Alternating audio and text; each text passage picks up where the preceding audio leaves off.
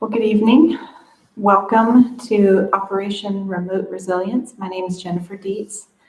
I'm a certified Warriors at Ease teacher, and I'll be leading you through a restorative class tonight. This is a 30-minute chance to rest and reset, either to wind down the day or to be prepared for what's ahead. We don't use any props in tonight's practice, but I'll let you know when they could be used. And I'm using one of my major influences in my scholarly work, Wells Fauché. I'm using one of his guidelines tonight as I've prepared the sequence we're going to go through. And he said that, it's so important that we teach less, but teach it deeper. We tend to try and do a lot of things, and that makes it very shallow. But by teaching fewer things and paying closer attention to the nuances, we can really get into that mindset of resting and relaxing. So if you'll join me on the mat, we'll get started on our backs. Of course, if you don't have a mat, you can just lie down on the floor. Define your space with a towel if you like. And stretch out long with your hands overhead and your feet stretching toward the wall. If you flex your feet and really press your heels toward the wall your feet are facing, and then reach your fingertips overhead, get a nice long stretch. When you're here, really feel how your body expands when you breathe in, and give a big exhale and let it all out. As we start our movement tonight, walk your heels to the right side of your mat, the corner, and you'll feel yourself starting to make a C shape. So bring your hands and your shoulders over to the right side of the upper part of the mat. So you've left your hips in place, and now you're making a C shape with your ankles. Oh my goodness. My battery is low. Excuse me, you all keep stretching, but I don't know why. I need to make sure I'm plugged in. After you stretch on the one side, we're going to go to the other.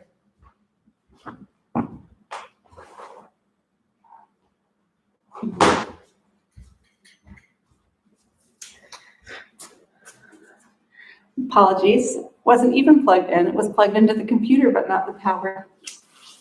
All right. So we've made our C shape with our heels and hands to the right corner of the mat. Take your shoulders first through center. Walk your feet to center. Pause for a moment.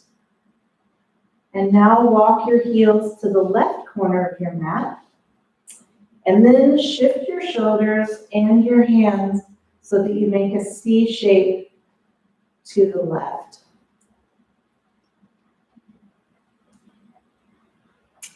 Ideally, you'll keep your shoulders relatively flat on the mat instead of sort of rolling over. This way you're bringing a bend into your side body, a stretch all the way from the outside of your right pinky toe to your right pinky finger. Okay, now ease your shoulders and your head back to the center of your mat and walk your feet back to center. Now bend your knees and bring your hands to rest on your knees. Draw your knees in and give a little rock left and right. And from here, we're simply going to press our knees out and draw them in. This is a little bit of a cat-cow action, bringing front and back movement into our lower back.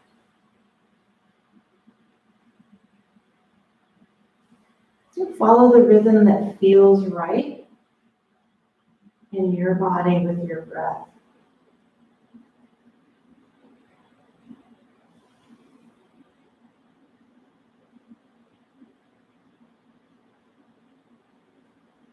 Next time your knees are in, give a nice hug. Keep your right leg drawn in and send your left long.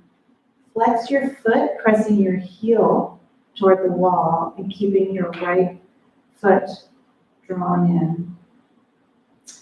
Take your left hand to your right knee, open your right hand out, and draw your leg across your body, keeping your shoulders on the mat, maybe even taking your gaze to the right as we twist in our back.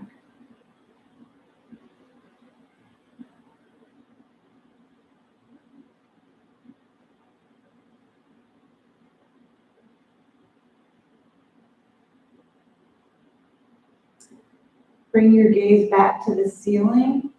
Bring your knee back to center. Hug it in.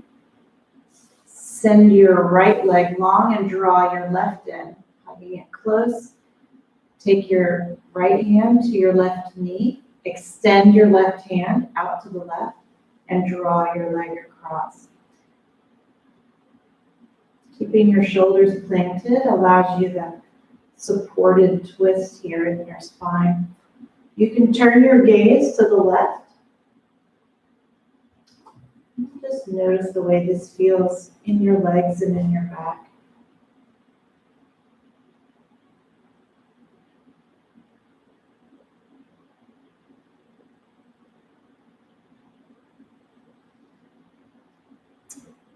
Return your gaze to the ceiling. Bring your leg back and squeeze your knee in before you send your leg long. Now bend both knees, planting your feet on the mat, bringing your feet a little bit wide and letting your knees come together to support each other so you don't have to actively work on keeping them bent. We're going to do a little bit of work with our hands. This is part of the teach less but teach it deeper part. So clasp your hands together and reach them up to the ceiling. Rotate your wrists around in a clockwise direction. And as you do, notice the ways your elbows and shoulders are involved, the ways all the joints in your hands make some kind of motion as you are rotating your wrists in a clockwise direction.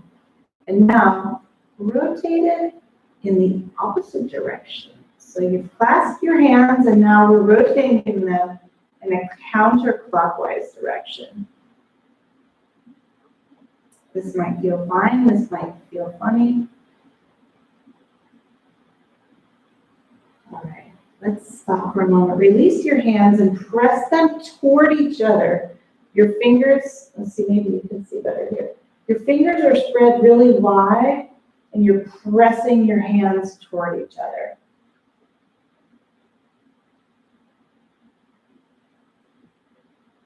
As I was practicing this yesterday, I was really thinking about, with as sensitive as our fingertips are, what's feeling what? How do we know where the sensation is coming from? It was just something I thought about.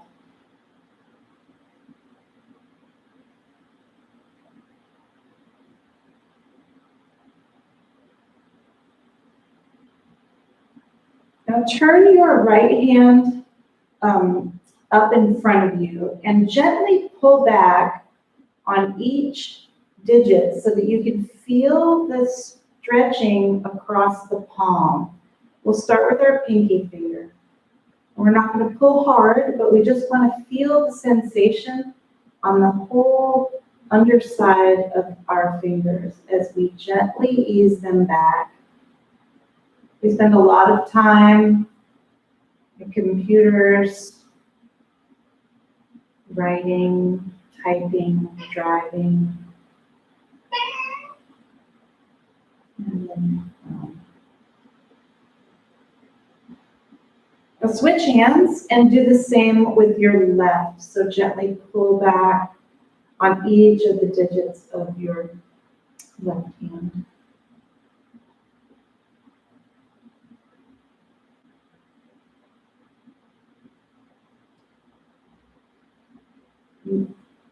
Then squeeze your hands into big fists and then big open, fist open. Wiggle your fingers and shake your wrists out.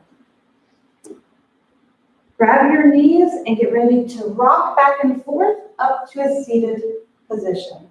So we've got our hands moving, and now we'll do the same for our feet. So extend your right leg and bring your left ankle over your right knee. And here, let's pay attention to our feet. We tend not to really pay a lot of attention, but a little bit can go a long way. So grasp your heel in your hand and your toes with the other. Just really feel the pressure of your hand across your toes and your heel. And you may even want to bring your fingers or your thumb into the sole of your foot and really press on the center there, up between the toes and in between all of the bones of your feet. There's a lot we ask of them. And I like to also squeeze starting at the heel and then up through the arch to the balls of the feet and then around the toes. At the same time, your extended foot can be really active, which helps you be mindful of all that your feet are doing for you. So now I'll switch directions. Extend your left leg and your right over top, and do the same here. So take your heel in one hand, the toes in the other, and kind of squeeze hard, and then gently press up all the way the length of your foot, and maybe with your thumb right in the middle. Working on your toes, the ball of your foot, all the bones in there.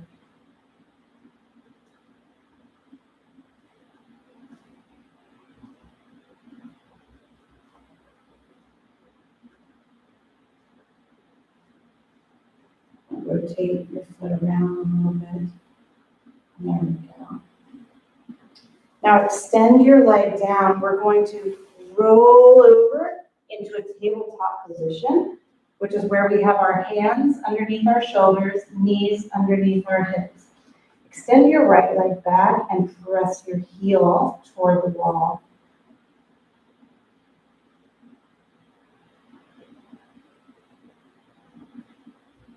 We can lower down onto our forearms so that we can just isolate that without feeling the pressure of being in that plank position.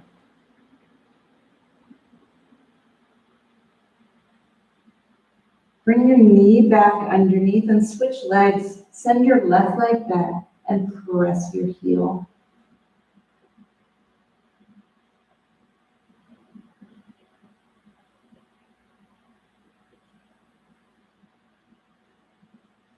Keeping your hands planted and keeping your elbows under your shoulders. So if you release your hands, you can tell that your body is supported by your upper arm.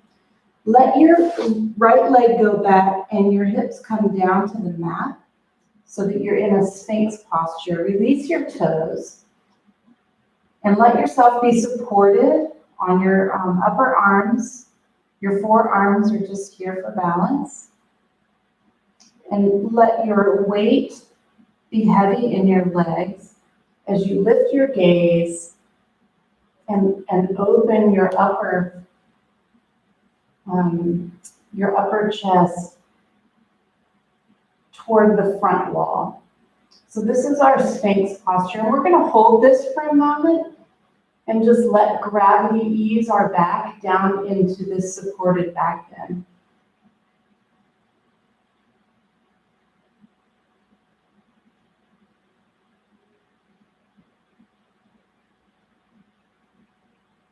And if you feel tension in your hands, you can release it by turning your hands up and feeling that your body is really supported on your upper arms. So if you want that engagement, by all means engage. But if it feels like work and it's not supporting you tonight, just release that.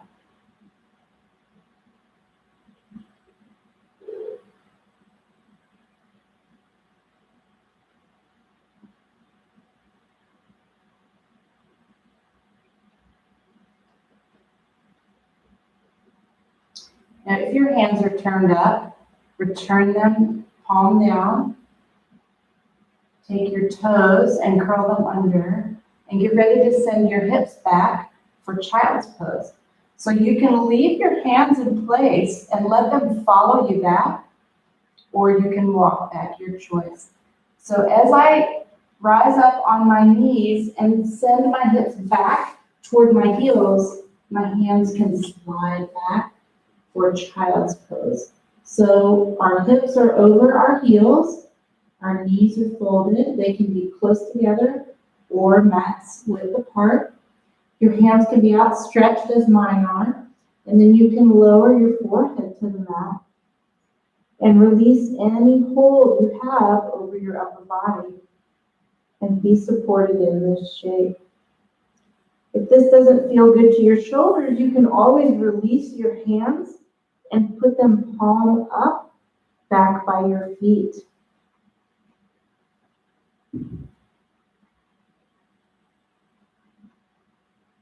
We like to do child's pose after a back bending shape for a counter stretch.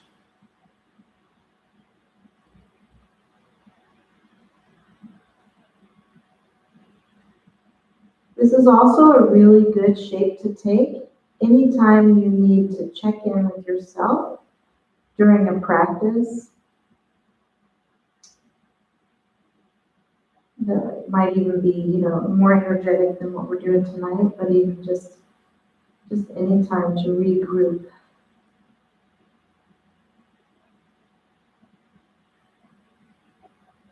Now, if your hands are behind you, as mine are, bring them up under your shoulders and press up into a tabletop position. From your tabletop position, rotate your left hip to the mat so that your legs curl around one another and they're parallel to the short side of the mat. Now, this is a case where a bolster would be really great, but I'll show you how to do this without a bolster. If you have a bolster, you would place it by your hip and then rotate toward it by placing your hands on either side and then lowering your torso down, turning your cheek either direction. But if we don't have a prop, you can still get some great benefit from this shape by taking the hand that's on your left side and lowering your shoulder to the mat, and then allowing your right hand to reach up. So you're halfway twisted, your cheek is to the mat, your left arm is down behind you, your right arm is up ahead. And then you just relax into this twisted shape. And notice what's happening across your low back and your top hip, your right hip.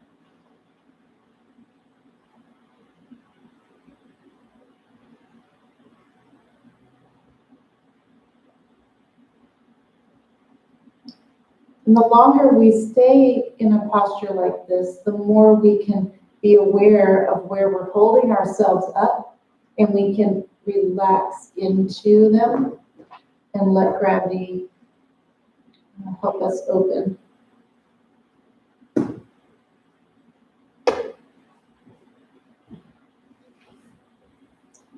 Okay, bring your right hand back by your shoulder and press up, bringing your left hand up. Let's switch to the other side before we get into another shape. I'll bring my legs around.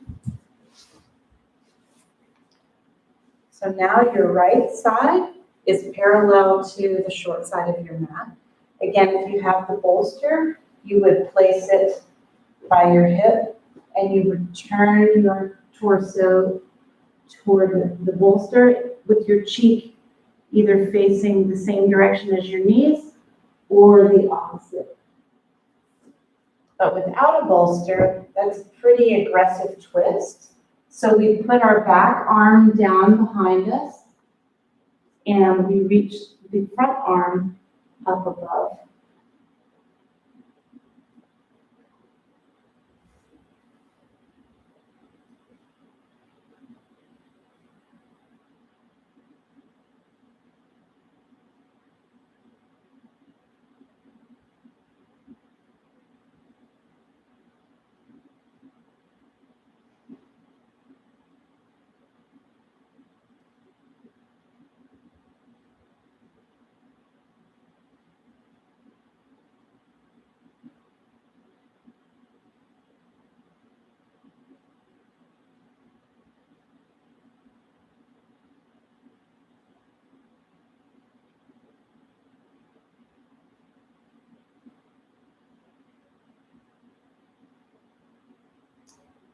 Bring your left hand back under your shoulder.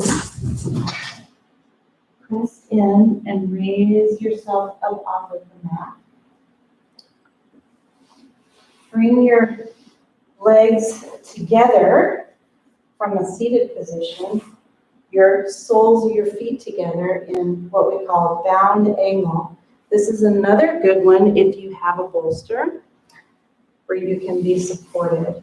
But I'll show you again, if you don't, what you can do. So you've got the soles of your feet together, your knees are open, and your pillow or pile of towels or your sleeping bag, whatever you got, you place on your feet, and then we fold forward.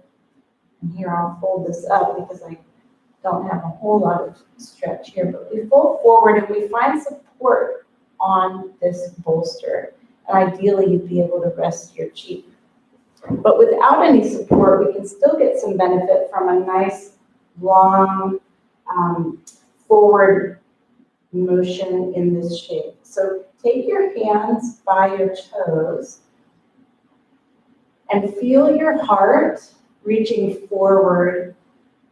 And where your hips allow you to fold, let that be good enough. Good enough is good enough.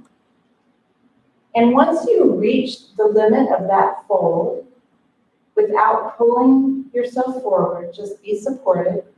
Relax the tension in your upper body.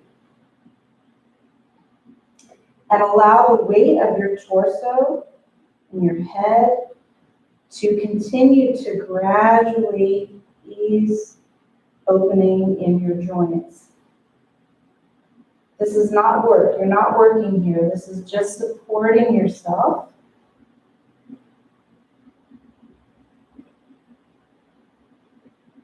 In this bound angle posture.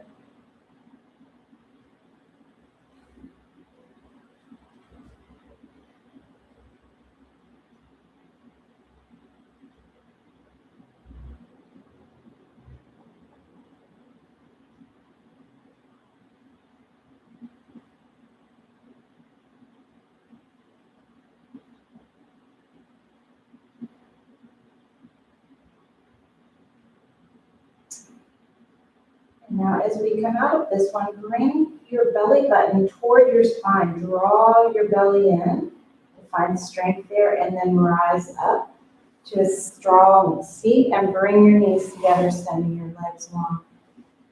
All right, so the last few shapes we're going to take have to do with settling in for our final relaxation. We can do legs up a wall, we can do our legs on a chair, or we can do just reclining for a final relaxation posture, also called Shavasana. So first I'll show you how to do legs up the wall. Behind the curtain here, I have a solid part of the wall. So you want to get your hips as close to your wall as possible, and then you lie down and swing your feet up. You let your hips be close and your heels be supported.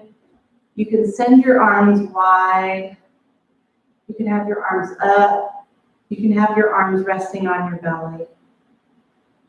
Feet up a wall. This is a great final resting posture to take. I'll demonstrate if you don't have a wall at hand, but you do have a chair. You get into the shape similarly by getting your seat close to the surface and bringing your legs up. And then once they're supported, you release any tension. Your arms can go wide, or they can go on your belly. Any way that feels like a good place to settle in for a few minutes. And then finally, there's always the option of lying on your back, fully extended, supported by the surface below you, with your hands open or down, depending on what feels good. Your feet can be straight, or you can bend your knees and let your knees drop together. So if you want to explore all of those options, by all means do. And then in the next minute, settle in to one that you want to stay in until we finish our practice.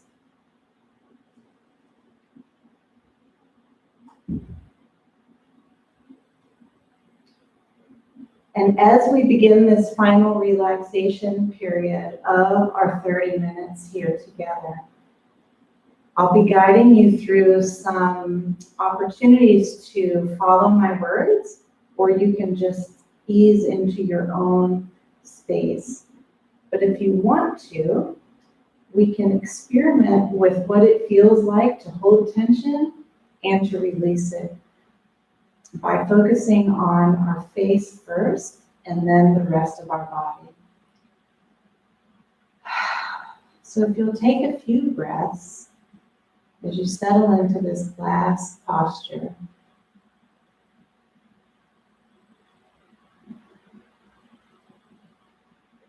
And then squeeze your eyes closed. Really squinch them up and feel all the muscles that come into play. Close your eyes tight. And then relax all those muscles that were just squeezing hard. Let them be at ease. And notice the difference.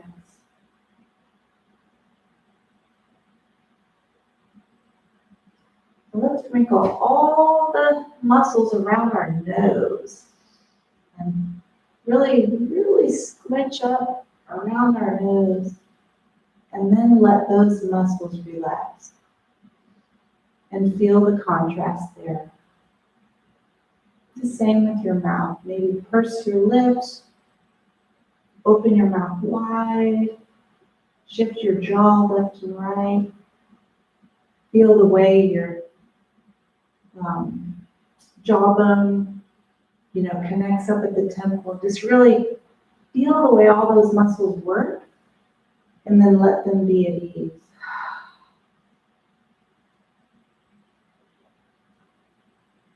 And can you feel that sense of ease and let it go into your hairline and all through your scalp, down the back side of your neck, the front side of your neck, and then into your shoulders. So you've got this wonderful, restful ease just taking hold and letting you be really at rest in these final minutes together. Your body is supported in whatever posture you've chosen. And now's your time to just settle in and let that work integrate into your body and your brain.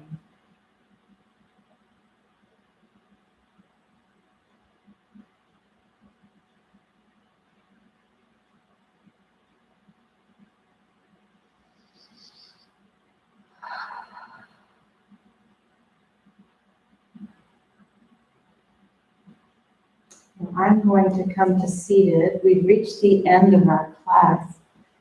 If you have the ability to linger in your restful posture, please do. It's a delightful way to wrap up the day.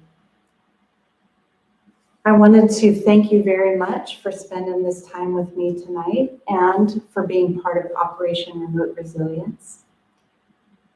Please consider visiting the link below so that you could help teachers like me continue to serve those who serve with a donation. The way you support us allows us to continue to support others out there. So this is Jennifer Dietz signing off from Operation Remote Resilience. Thank you so much and have a great week.